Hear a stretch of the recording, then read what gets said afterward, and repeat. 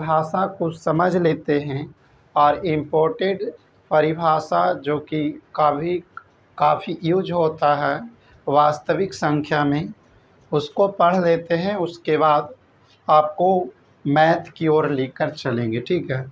तो चलते हैं, कुछ बेसिक चीज़ पहले समझते हैं मेरे दोस्त। सबसे पहले आपको मालूम होना चाहिए नेचुरल नंबर,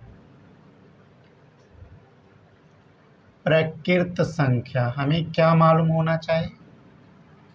तो आपको पता होगा मेरे दोस्त कि गिनती की संख्या को प्रकृत संख्या कहते हैं, यानी नेचुरल नंबर कहते हैं, ठीक है।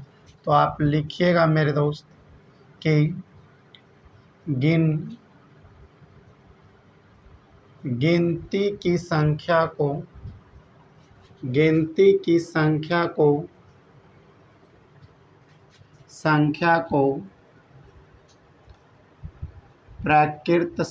कहते हैं, प्रकृत संख्या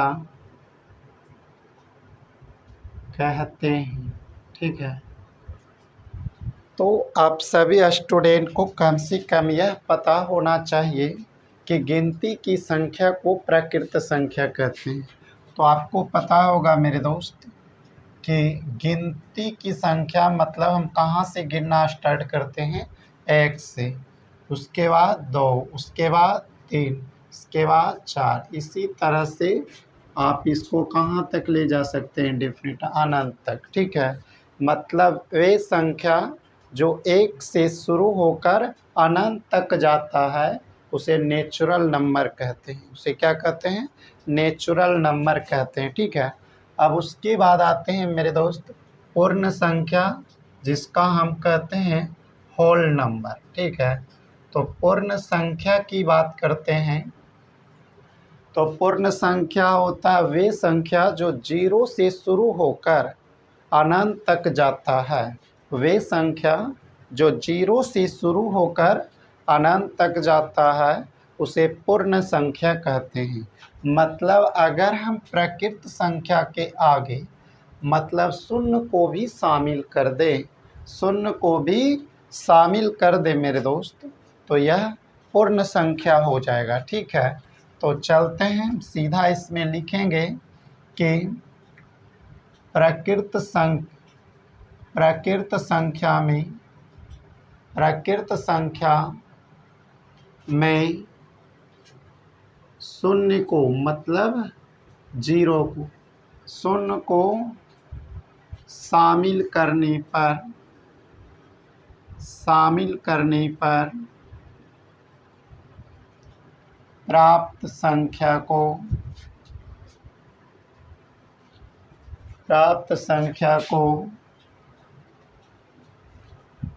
पूर्ण संख्या कहते हैं, पूर्ण संख्या कहते हैं। देखिए, या करके इसका डेफिनेशन यह लिख सकते हैं कि वे संख्या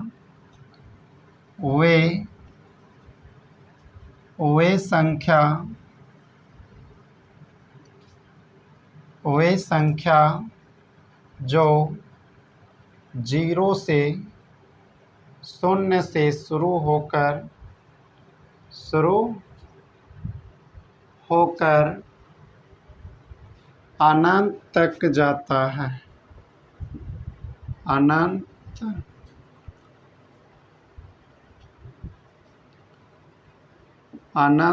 तक जाता है,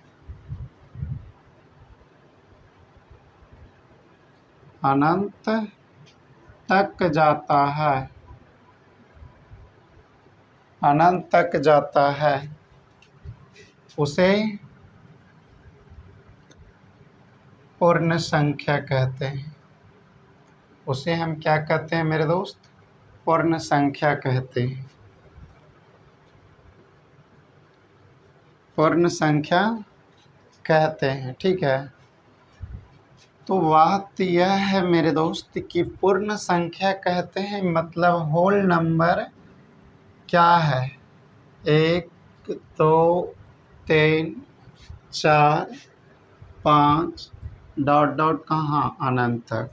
कहने का मतलब गिनती की संख्या को हम प्राकृत संख्या कहते हैं। गिनती की संख्या को मेरे दोस्त प्राकृत संख्या कहते हैं। पर आपको डिफिनेशन में यह लिखा गया है कि प्राकृत संख्या के में शून्य को शामिल कर देने से प्राप्त संख्या को हम क्या कहते हैं मेरे दोस्त? पूर्ण संख्या मतलब होल नंबर कहते हैं। क्या कहते हैं? होल नंबर कहते हैं। ठीक है, तो यह आपको पता हो गया। तो कहने का मतलब यह है मेरे दोस्त कि इसमें सभी प्राकृत संख्या पूर्ण संख्या होगा, पर सभी पूर्ण संख्या प्राकृत संख्या नहीं होगा। तो ये पॉइंट आपसे पूछ सकता है कि सभी सत्य और असत्य वाला प्रश्न में आपको पूछ सकता है कि सभी प्राकृत संख्या पूर्ण संख्या होती है।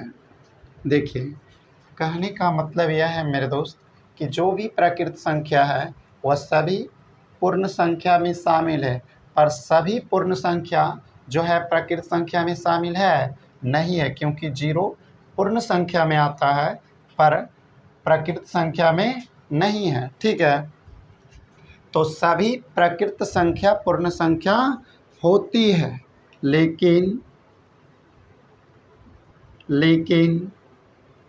सभी पूर्ण संख्या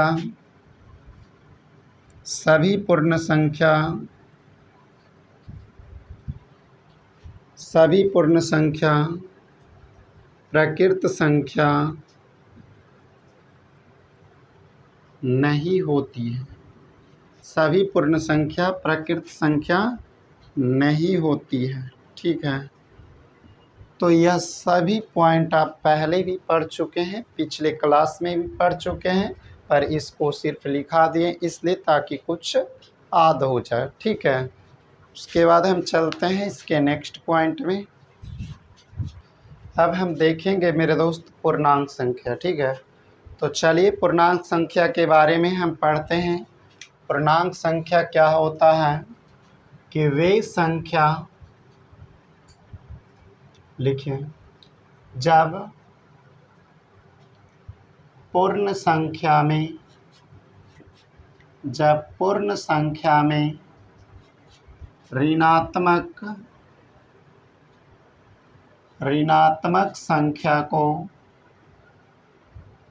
ऋणात्मक संख्या को शामिल किया जाता है, ऋणात्मक संख्या को शामिल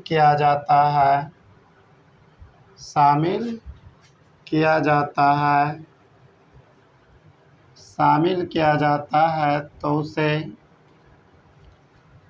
पूर्णांक संख्या कहते हैं। तो उसे मेरे दोस्त पूर्णांक संख्या कहते हैं। पूर्णांक संख्या कहते हैं, मतलब इसे इंटीगर नंबर कहते हैं। देखिए पूर्णांक संख्या क्या होता है नहीं, जैसे कि पूर्ण संख्या आपको मालूम है, पूर्ण संख्या वे संख्या जो 0 से शुरू होकर क्या होता है, अनंत तक जाता है। कहाँ तक जाता है? अनंत तक जाता है, उसे हम पूर्ण संख्या कहते हैं। अगर हम पूर्ण संख्या के आगे ऋणात्मक संख्या लगा देते हैं तो कौन सी संख्या कहलाएगा मेरे दोस्त? तो वह कहलाएगा क्या? पूर्णांक संख्या। इधर भी हम क्या लिख सकते हैं?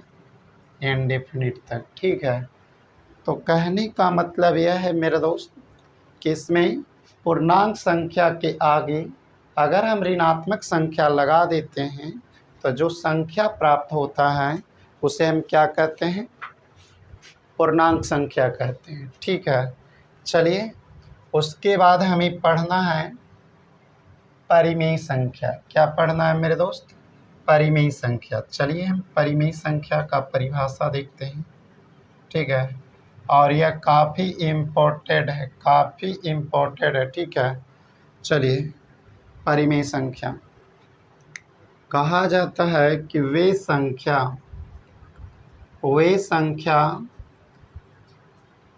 जिसे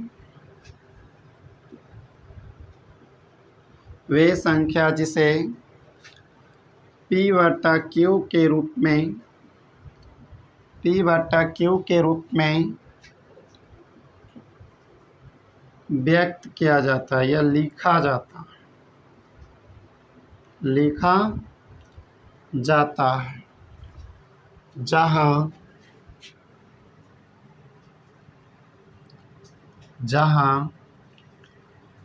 Q बराबर नॉट जीरो और P और Q क्या हो, पूर्णांक हो, तो उसे हम क्या कहते हैं, परिमेय संख्या कहते हैं। उसे हम क्या कहते हैं मेरे दोस्त, परिमेय संख्या कहते हैं। ठीक है, देखिए परिमेय संख्या को अगर हम विस्तार से पढ़ाया जाए, अगर हम पढ़ाते हैं तो लगभग आपको 20 मिनट लग जाएगा। ठीक है, क्योंकि परिमेय संख्या के बारे में ही आपको पढ़ना है पूरा चैप्टर। परिमेय संख्या का दशमलव प्रसार, शांत अशांत, इसके निकालने के लिए हमें सीखना है। पर हमें जिस चैप्टर में ये दिया है, जिस भी पॉइंट में दिया है, वहाँ पर ही आपको बताएंगे तो वह काफ़ी बेहतर रहेगा। ठीक है, काफ़ी बेहतर रहेगा। तो यहाँ पर ही सिर्फ हम परिमेय संख्या का परिभाषा समझते हैं। ठीक है, जैसे कि अगर मेरे दोस्त कह देगा -3, तो -3 भी क्या है, एक प्रकार की परिमेय संख्या है, क्योंकि हम इसे लिख सकते हैं -3 और इसके हर में कुछ भी नहीं तो 1, मतलब इसको हम क्या किए, P/Q के रूप में हम लिख सकते हैं। P/Q के रूप में हम लिख सकते हैं। अगर मेरे दोस्त जीरो अगर आपसे पूछ देगा कि परिमेय संख्या है या नहीं, जीरो परिमेय संख्या है या नहीं, अगर आपसे प्रश्न पूछ दे तो आप क्या बोलिएगा कि जीरो परिमेय संख्या है, क्योंकि इसके हर में कुछ भी नहीं तो 1 है। ठीक है, अगर मान लीजिए कह देगा मेरे दोस्त कि 5 परिमेय संख्या है या नहीं, तो परिमेय संख्या है, क्योंकि अगर हम इसे P/Q के रूप में लिखेंगे तो इसके हर में कुछ भी नहीं तो 1 है। ठीक है, इसी तरह से अगर आपसे √16 पूछ देगा, तो अगर किसी भी रूट का, मतलब किसी भी वर्गमूल का पूर्ण वर्ग लगे, है न, तो उसे हम क्या कहते हैं, परिमेय संख्या। जब हम इसको निकालेंगे तो 4 होगा और इसके बटा में कुछ भी नहीं तो 1 लिख सकते हैं, मतलब 4/1। ठीक है, जिसे हम क्या बोल सकते हैं, P/Q के रूप में। ठीक है, तो यह आपको पता चल गया कि वे संख्या जिसे हम P/Q के रूप में लिख सकते हैं, P/Q के रूप में लिख सकते हैं, उसे हम परिमेय संख्या कहते हैं। जहाँ Q बराबर नॉट जीरो और P और Q क्या होना चाहिए, पूर्णांक संख्या होना चाहिए। चलिए आगे पढ़ना है अपरिमेय संख्या। क्या पढ़ना है मेरे दोस्त, अपरिमेय संख्या। अपरिमेय संख्या। ठीक है, तो अपरिमेय संख्या में हम लिखेंगे कि वे संख्या जिसे P/Q के रूप में नहीं लिखा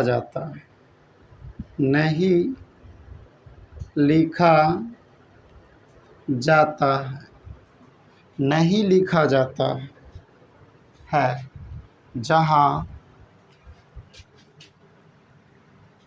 जहाँ Q बराबर नॉट जीरो,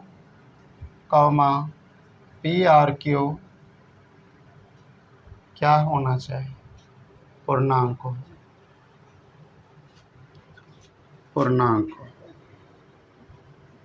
उसे मेरे दोस्त हम क्या कहते हैं, उसे हम अपरिमेय संख्या कहते हैं। उसे हम क्या कहते हैं मेरे दोस्त? अपरिमेय संख्या कहते हैं। ठीक है, बात करते हैं मेरे दोस्त पाई। पाई क्या है? अपरिमेय संख्या है। ठीक है, क्योंकि पाई का मान 3.4141 मतलब ऐसे इस तरह से बढ़ते जाता है। ठीक है, इसको नास है ना अनंत तक बढ़ा सकते हैं। तो पाई भी एक प्रकार का क्या है मेरे दोस्त? अपरिमेय संख्या। बात करते हैं √2। √2 भी क्या है? अपरिमेय संख्या। √5 भी क्या है? अपरिमेय संख्या। अगर आपसे √4 पूछ देगा तो परिमेय संख्या, क्योंकि 4 2 का वर्गमूल है। ठीक है, 2 का क्या है? वर्ग है। ठीक है, आगे बात करते हैं √7। यह भी क्या है? अपरिमेय संख्या। √9 ये कौन सी हो जाएगा? परिमेय संख्या। पर √10 क्या होगा? अपरिमेय संख्या। ठीक है, इसी तरह से अनंत। कहने का मतलब यह है कि जिस भी संख्या का पूर्ण वर्ग हो उसे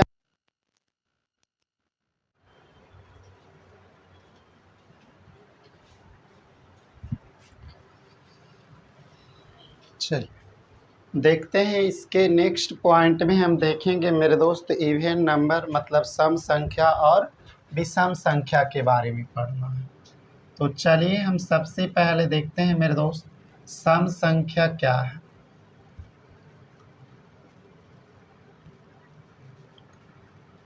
सम संख्या क्या है? हम क्या बोलेंगे? वे संख्या जो 2 से पूर्णतः क्या हो? विभाजित हो उसे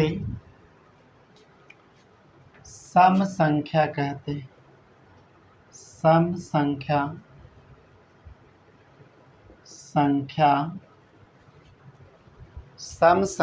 कहते हैं।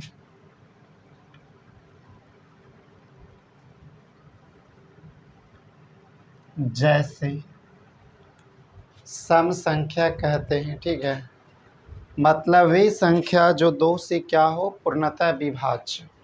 2 से पूर्णतः विभाज्य हो। जैसे 2 4 क्या हो जाएगा? 0 भी हो ही जाएगा, 2 से नहीं कटेगा। ठीक है, 2 4 6 क्या होगा जी? इसी तरह से 8। ठीक है, डॉट डॉट इंडेफिनिट तक। मतलब वे संख्या जो 2 से क्या हो? पूर्णतः विभाज्य हो उसे हम क्या कहते हैं? सम संख्या। अब आते हैं मेरे दोस्त ऑड नंबर। ठीक है, विषम संख्या। तो विषम संख्या में क्या पढ़ना है? पहले देखें विषम संख्या क्या है? वे संख्या जो 2 से पूर्णतः विभाजित नहीं होती है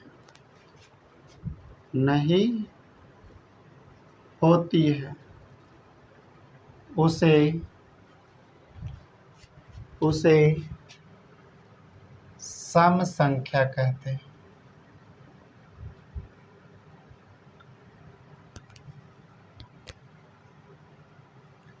वे संख्या जो 2 से पूर्णतः विभाजित नहीं होती है उसे सम संख्या उसे हम क्या कहते हैं मेरे दोस्त?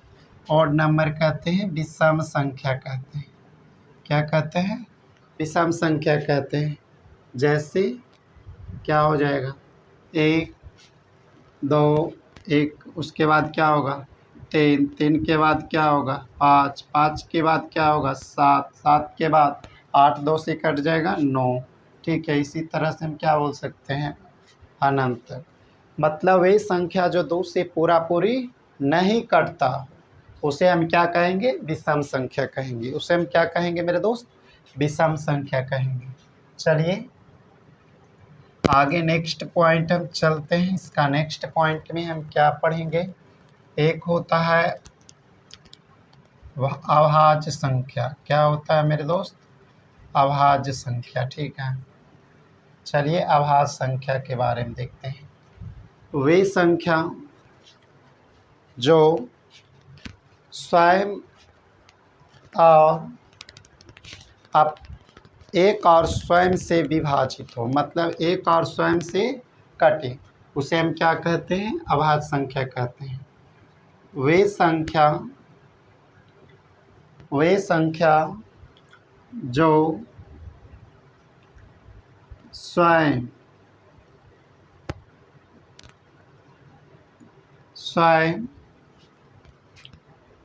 एवं वे संख्या जो एक और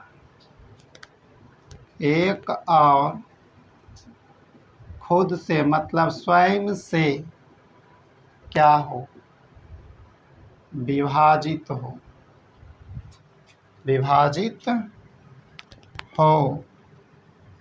उसे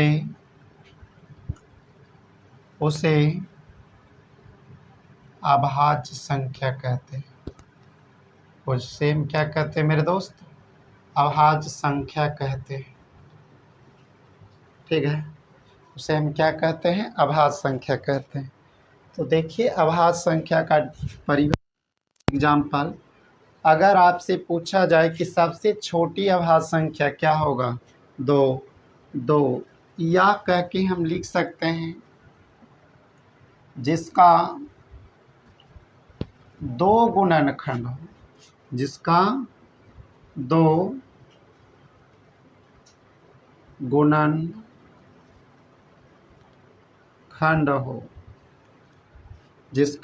गुणनखंड हो, उसे हम क्या कहते हैं? अभाज्य संख्या। चलिए एग्जाम्पल देखिएगा। एग्जाम्पल में सबसे छोटी अभाज्य संख्या कितना है? 2, क्योंकि यह एक से कटेगा और खुद 2 काटेगा। ठीक है, इसमें इसका या तो हम 2 को क्या लिख सकते हैं? 1 गुने 2, या तो हम लिख सकते हैं 2 गुने, इसका 2 ही गुणनखंड हो सकता है। ठीक है, उसके बाद कौन आएगा मेरे दोस्त? 3।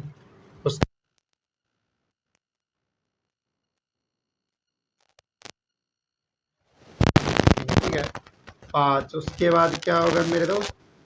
7 के बाद क्या हो जाएगा? 9 का नहीं होगा। 9 को देखिए 1 गुने 9 लिख सकते हैं, इसको 3 गुने 3 लिख सकते हैं, 1 लिख सकते हैं। 9 गुने क्या लिख सकते हैं? 1 लिख सकते हैं। इसमें 2 से अधिक गुणनखंड है, इसमें 2 से अधिक गुणनखंड वाला हम क्या कहते हैं मेरे दोस्त?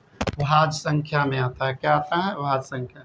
उसके बाद क्या होगा? 11, 11 के बाद 13, 13 के बाद डायरेक्टली क्या होगा मेरे दोस्त? 17। इसी तरह से इन्फिनिट। ठीक है, तो इस प्रकार से हमें क्या पढ़ें? अभाज्य संख्या पढ़े। ठीक है, अब आगे हमें पढ़ना है भाज्य संख्या। क्या पढ़ना है मेरे दोस्त? भाज्य संख्या। चलिए भाज्य संख्या के बारे में देखते हैं।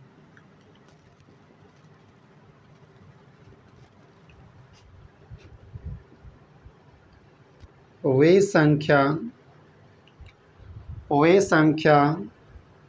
जो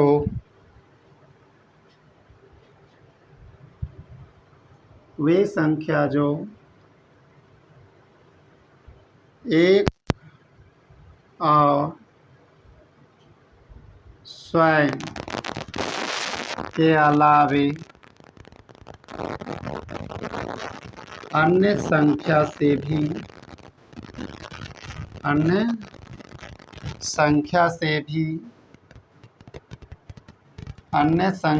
भी विभाजित हो,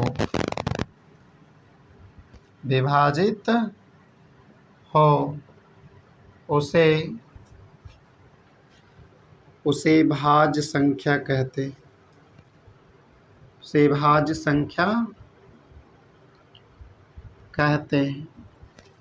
जैसे सबसे छोटी भाज्य संख्या कितना होगा? 4, 4 के बाद 6, 6 के बाद 8, 8 के बाद 9, 9 के बाद 10, 10 के बाद 12, इसी तरह से इंडिपेंडेंट।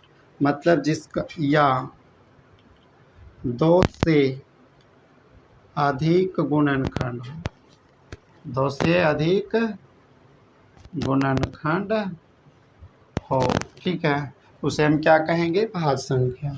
ठीक है, ये सारे डेफिनेशन बता दिए, आगे हमें यूज करना है। ठीक है, चलिए आगे हम पढ़ते हैं।